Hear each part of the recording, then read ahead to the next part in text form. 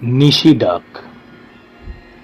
নিশি ডাক বিষয়টা আমরা ছোটবেলা থেকে প্রায় শুনে এসেছি, কিন্তু অ্যাকচুয়ালি এই নিশির ডাক বা নিশি বিষয়টা কি বোঝা বা জানার চেষ্টা করব আমার এই তিনটে ছোট ছোট ঘটনার মাধ্যমে। প্রথম ঘটনাটি ঘটেছিল আমার দিদার সাথে। সালটা হবে 1960-62। বাঁকুড়ার একটি ছোট্ট গ্রাম। প্রত্যেকদিন ভোরবেলা 5টা নাগাদ দিদার তার বান্ধবী দুজন মিলে ফুল তুলতে বেরোত,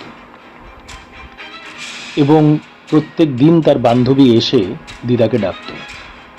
365 দিন একই রকম এইভাবেই চলত।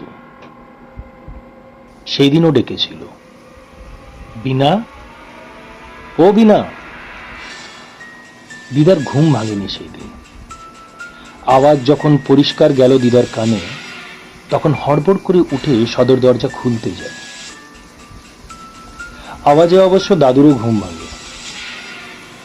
দিদাকে দরজা খুলতে দেখে পিছন থেকে যে হাতটা টেনে ধরে চিৎকার করে বলে, এখন এই সময় কোথায় বেরোচ্ছ? তারপরে বৃষ্টি পড়ছে বাইরে। ঘুমন্ত অবস্থায় দিদা বলে, ওই তো কখন থেকে চারু ডাকছে আমাকে, আমার উঠতে একটু দেরি হয়ে গেছে। দাদু বলে, ভালো করে দেওয়াল ঘড়িটার দিকে তাকাও। তখন রাত 2:40। পরের দিন অবশ্য মামা মাসিরা এই বিষয়টা নিয়ে হাসাহাসি করে দিদার সঙ্গে, কিন্তু দিদা খুব অনড় ছিল নিজের কথাতে যে না রে, আমি স্পষ্ট শুনি চারু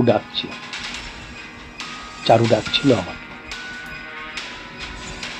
চারু দিদাও অবশ্য পরে এই বিষয়টা নিয়ে হেসে বলে যে বিনা, রাত 2:30টার সময় আমি কেনই বা তোকে ডাকতে যাব, আর আমি তো গতকাল আসিনি, বৃষ্টি পড়ছিল না।